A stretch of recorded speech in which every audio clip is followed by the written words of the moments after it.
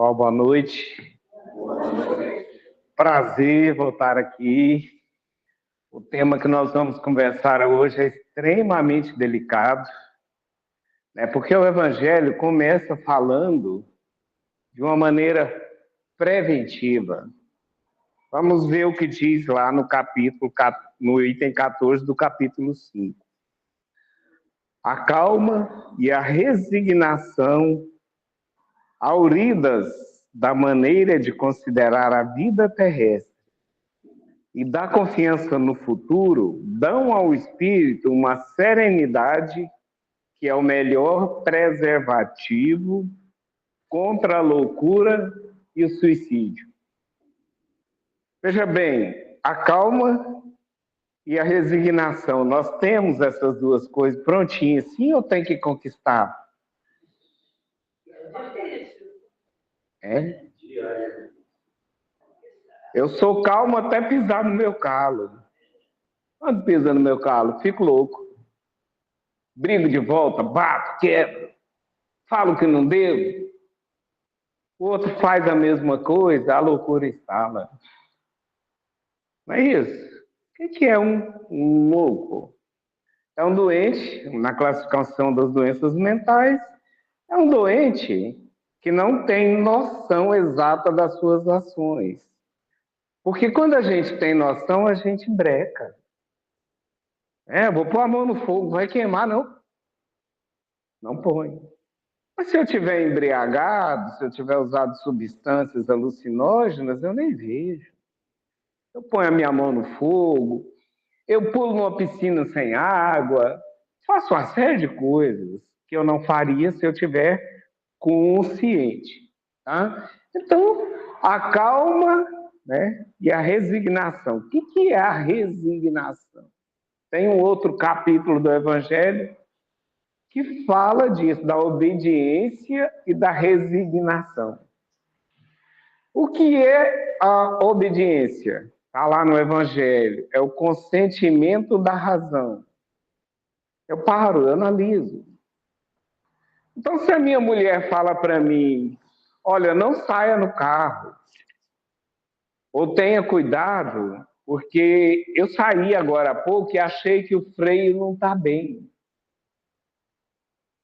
A lógica está dizendo para eu prestar atenção. É a razão, é a lógica. Ela não está falando assim aleatoriamente, não é intuição. Ela saiu no carro. Aí se eu for arrogante, preconceituoso, mulher não sabe nada, nem entende de carro e tal, eu já perdi a razão. Porque a lógica está dizendo que ela saiu. Então isso é a obediência. O que é a resignação? É eu entender que lá no Evangelho fala que é o consentimento do coração. Aí já não é mais a lógica. O meu coração, meus sentimentos vão se abrir para que eu entenda que alguém que eu considero, que eu gosto, esteve ali, olhou o carro, eu junto as duas asas do amor e da sabedoria. E ainda que eu tenha andado no carro depois dela, sem ela saber, eu vou pensar assim, não custa ouvir.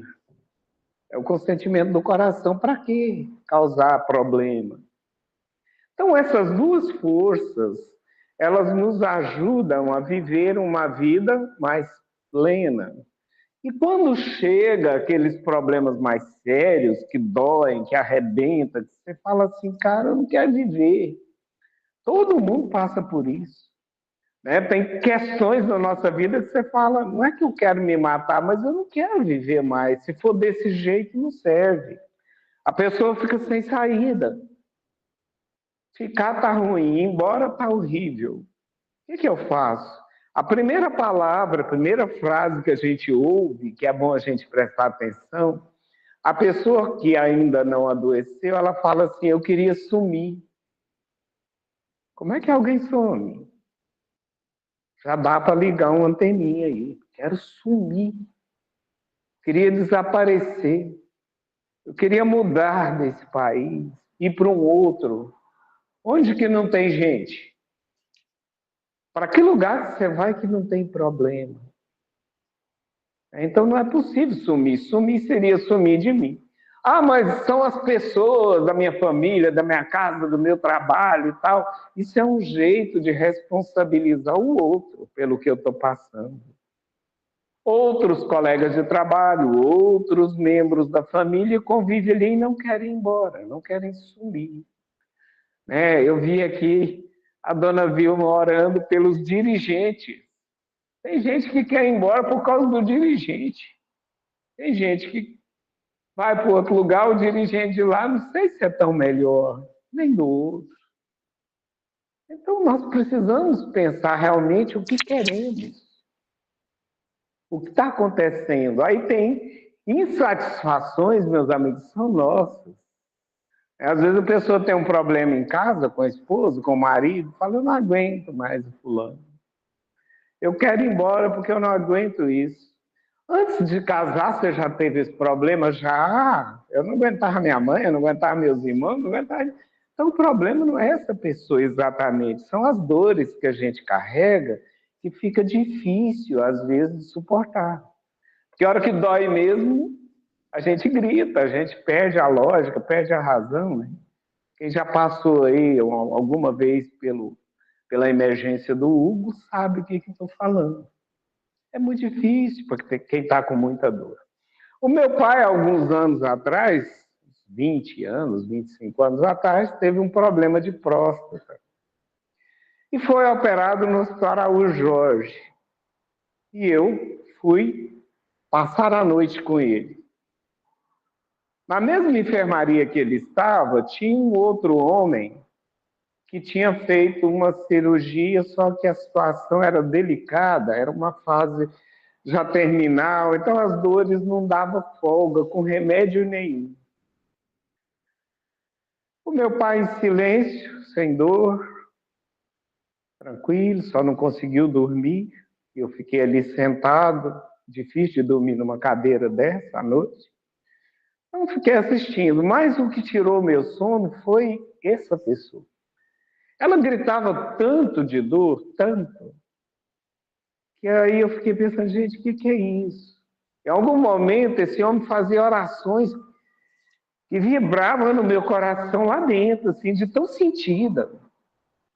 Minutos depois, ele invocava todas as forças do mal. Qualquer coisa que me tire essa dor, pode ser o demônio, pode ser aí ele, porque ele não estava aguentando de dor, estava louco de dor. Será que se essa pessoa tivesse num prédio de 20 andares, ela não pularia? Se ela desse conta de andar? Naquele momento de desespero louco, será? Será que nós faríamos melhor do que aquele homem? E ao lado dele, ele vomitava nessa hora, doía muito.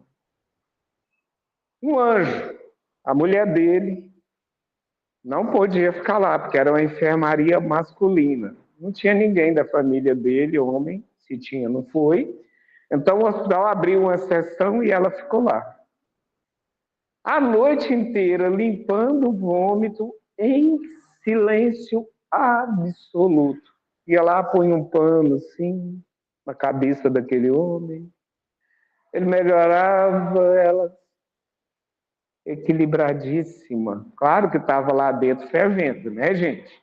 Mas exteriorizar, nada. Aí a gente entende o que é a calma e a resignação diante daquilo que não se pode mudar. Não tinha o que falar. Às vezes a gente quer falar, ô fulano, o que é isso? Isso vai passar. É tanta dor que o ouvido não capta. Você capta com raiva. Você não está passando o que eu estou passando. Se você estivesse no meu lugar, você não falaria isso. E aí começa. Então, às vezes, silêncio, apoio. Né? Então, a calma e a resignação. Quando nós pensamos nisso, meus amigos, nós reconhecemos que existem situações diferentes. Uma coisa é eu estou aqui agora em tese equilibrado, né? Pelo menos eu acho que estou, e saio ali e morro, me mato. A consciência estava boa, estava tudo certo, por que você fez isso? Qual que era a intenção? Outra coisa é uma pessoa que abusou dos medicamentos por depressão, por não sei o quê, uma hora descontrola e faz. Aqui fala disso. Vamos ver o que o Evangelho fala. O mesmo, a resignação, é porque ele fala antes aqui, o texto é grande, que quando a gente confia mesmo, os reveses vêm, a gente sabe que a gente vai morrer um dia, para que apressar? Então você espera com calma, né? Eu vou morrer, não vou apressar. Ah, mas pode demorar, ok, espero. E chega o dia, a gente ainda fala, não, deixa eu aqui mais um tempinho e tal, quase sempre. Tive a oportunidade de conversar com uma amiga que eu conheço há 30 anos ou mais, do movimento espírita, que ela muitas vezes pediu para ser internada, porque ela tem a ideação suicida, e ela falava, pelo amor de Deus, falava com os amigos mais de perto lá, me interna, porque se eu ficar aqui em casa eu vou fazer alguma coisa. E eu não quero fazer. Então, pelo menos 10 vezes isso aconteceu na vida dela. Agora, ela fez 73 anos. Esses dias, no aniversário dela, ela falou para todos nós, olha, eu não quero morrer mais. Eu quero viver até o último minuto. Então, eu preciso ir para um apartamento que tenha como manejar a cadeira de rodas, que tenha como fazer as coisas, que esse apartamento que eu moro é pequeno. Eu ainda brinquei, mas você mudou demais. Ela falou, mudei. Naquela época eu não queria, eu queria morrer, mas agora não. Então, se eu fizer 90 anos, 100 anos, vocês tratam de cuidar de mim, porque eu não quero ir, nem que eu fique acamada na cadeira de rodas e contou todas as situações. Mudou a disposição da pessoa. Mudou a cabeça? Não, a cabeça já era assim, tanto que ela pedia, eu quero ser internada. O que mudou? Mudou a energia interna, a confiança, o desejo de viver. Faz diferença no mundo espiritual? Total. Porque se eu morro com a intenção de parar de existir, a minha energia é de sumir, desaparecer. E por causa dessa intenção forte, viciada, a tendência é que eu regrida no meu perispírito e vire um que os espíritos chamam ovoide. Ah, mas essa pessoa que está na condição de ovoide vai sofrer muito. Não, ela já está sofrendo desde aqui. Vocês podem ver que o dia que os problemas são mais sérios, a gente acorda pensando nele, pensa o dia inteiro, dorme e acorda, o pensamento não sossega naquele problema. O que é isso? Uma ideia fixa. Ideia fixa também tem um nome de obsessão, não só os espíritos que obsediam uns aos outros. Uma ideia fixa é uma obsessão. Isso pega qualquer um de nós? A mim pega. Se eu não prestar atenção, e é às vezes por coisa à toa. Então, fica atento. Né? Essa é uma das possibilidades. Então, se eu chego no mundo espiritual com um pensamento de que eu não quero viver, que a vida não vale a pena, eu nem enxergo o que Deus oferece, é uma coisa. Mas se eu chego no mundo espiritual, mesmo jeito, né? Vivi até os 100, 105, 10 anos na cadeira de roda, na cama, só o caquinho. Mas o meu pensamento, o meu sentimento é de vida, aí a gente pode usar uma teoria simples da doutrina. O que a doutrina espírita fala sobre o perispírito? O perispírito é um corpo que funciona com a energia do espírito e do lugar onde o espírito se encontra. Tá? Então, o perispírito funciona assim. O André Luiz está dormindo lá no livro Nosso Lar, nas câmeras de retificação, no primeiro dia de trabalho dele. Ele trabalhou, não voltou para casa, e quando ele cansado, 2 dias assim. O pessoal ofereceu para ele, acho que a Narcisa falou: André, dorme aqui mesmo, descansa aqui. Ele foi dormir e teve um fenômeno que todo mundo que já leu o Nosso Lar lembra. Ele foi encontrar com a mãe dele. Aí ele fala assim: eu guardava certeza de que o meu corpo ficou lá dormindo. E eu saí num outro corpo, fui encontrar com a minha mãe numa região superior. Tá bom, o corpo que ele usa lá na cidade do Nosso Lar não é o perispírito? Que outro corpo é esse que ele saiu, se viu nele, sabia que ele era ele, entrou num barquinho e o cara remava até chegar lá. Chegou lá, a mãe dele abraçou ele, colocou ele no colo. Que corpo é aquele? Também é perispírito? É perispírito. É um corpo astral no nível mais rarefeito do que aquele corpo físico que ele usa no nosso lar. No nosso lar todo mundo tem um corpo físico, que não é o nosso, mas é um corpo físico de viver lá. Toda vez que nós sonhamos, nós desdobramos, nós vamos em algum lugar, nós vamos ligados a um cordão com um corpo espiritual. Vamos supor que a gente conseguisse ir num lugar superior ao nosso lar. Então, o nosso perispírito ia tirar do ambiente, a teoria está lá no livro dos espíritos, tá? A minha mente automaticamente tira a matéria do ambiente para compor o meu envoltório naquele lugar. A hora que eu saio de lá e vou descendo, eu fico mais denso.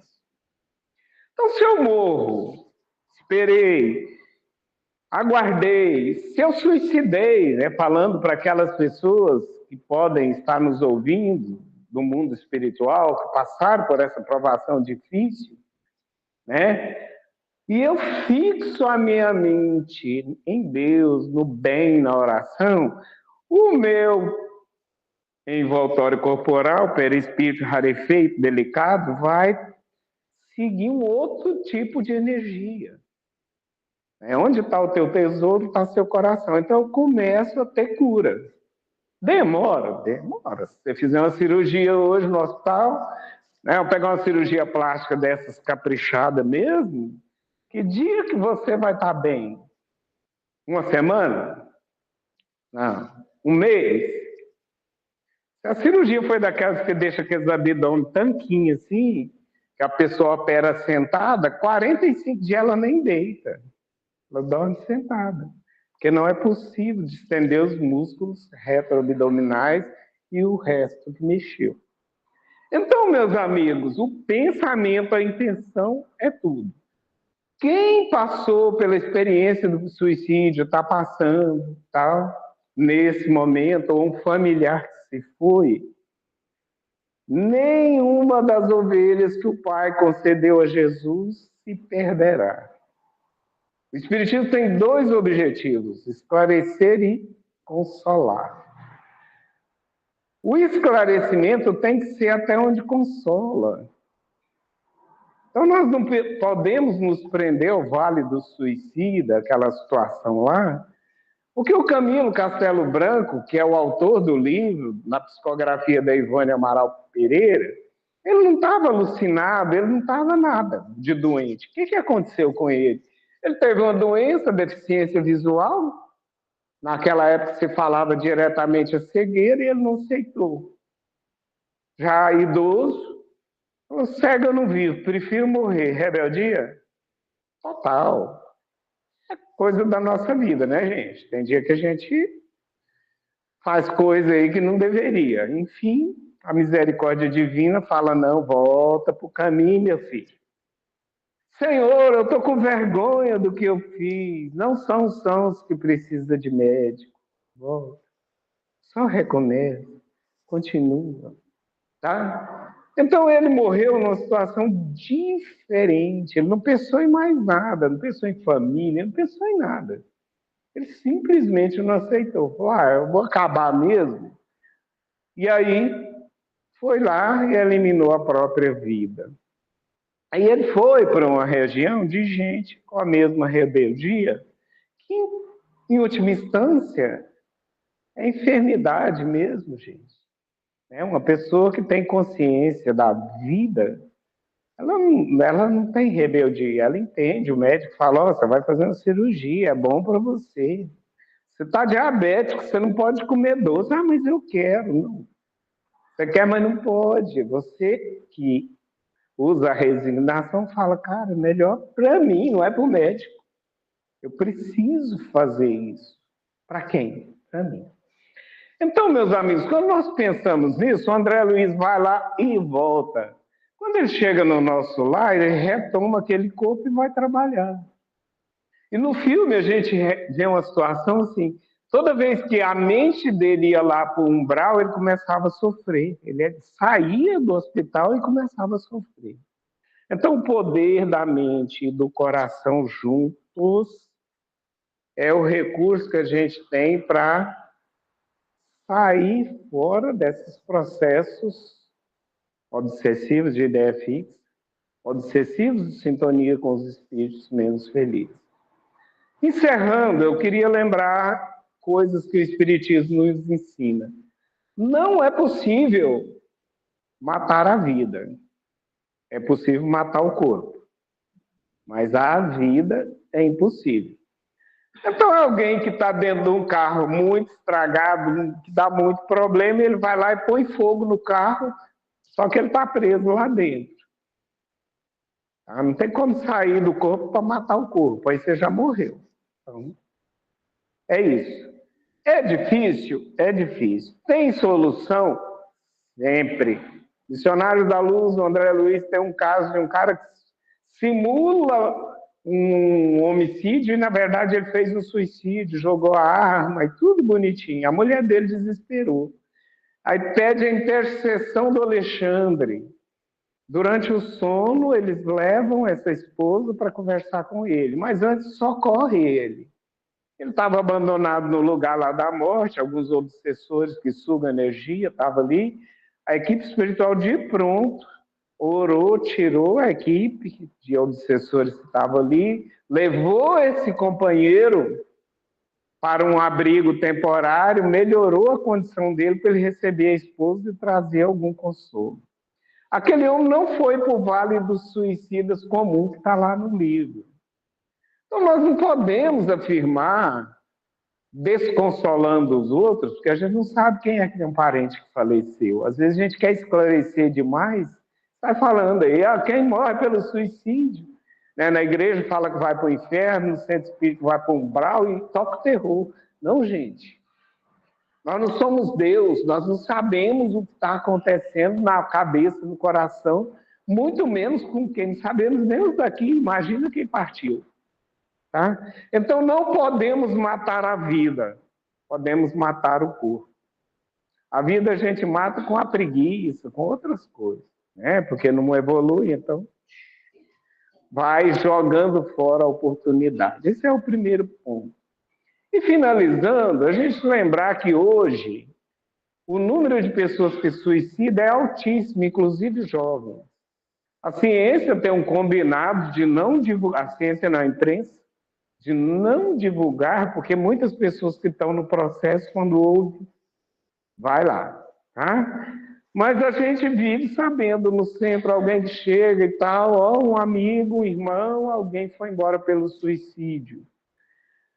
A maioria dos que eu soube não era alguém que estava passando fome, necessidade, miséria. Essa galera aí é mais fácil ela matar alguém do que matar a si próprio. Ele mata alguém, toma o dinheiro, toma a casa e vai viver, quer viver. O impulso é de vida. Por isso que, em tese, aquele que tenta matar a si mesmo sofre mais do que quem mata os outros.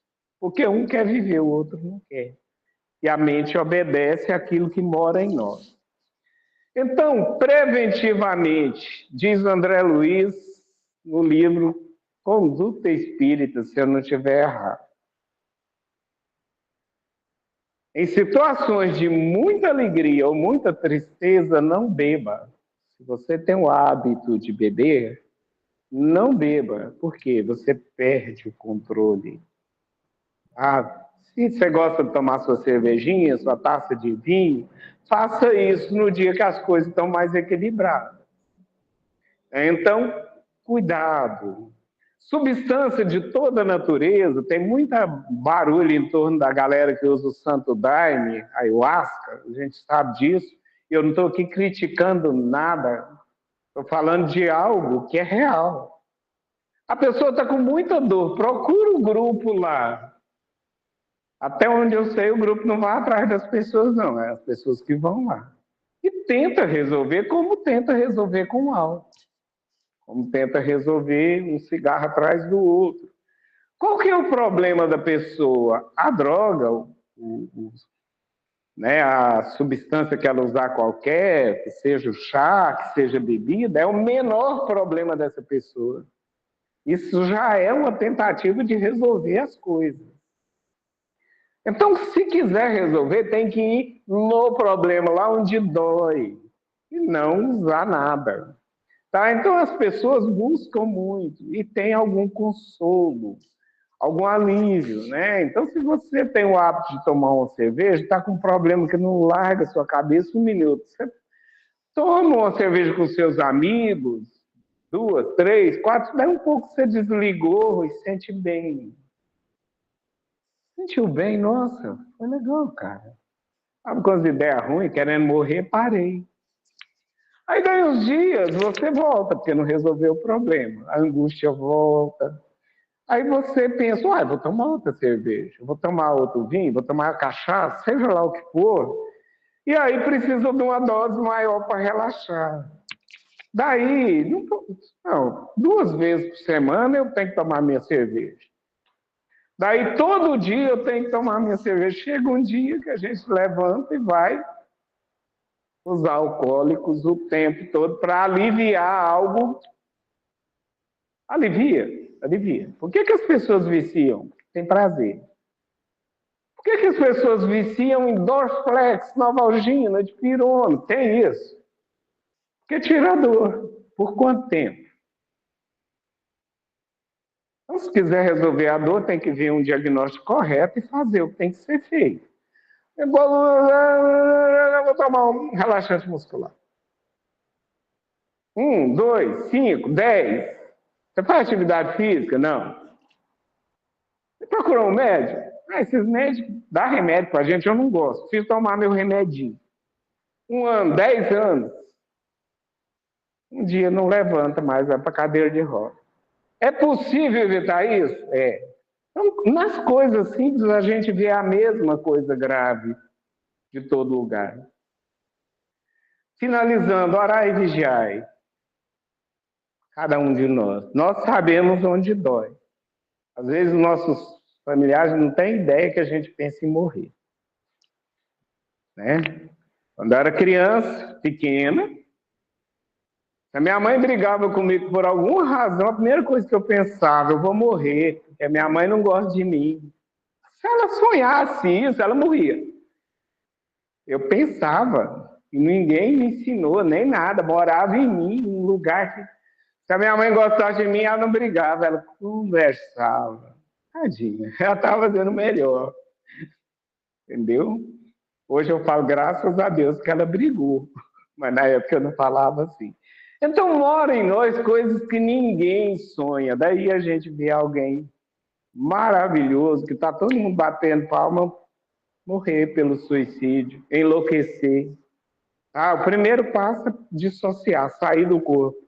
Eu paro de sentir o corpo, paro de sentir dor. No dia que eu paro de sentir o corpo, tanto faz ele acabar ou não. O tema é muito longo, muito extenso. E nós podemos voltar nele em um outro momento, a partir daqui, até para a gente conversar mais com perguntas e respostas.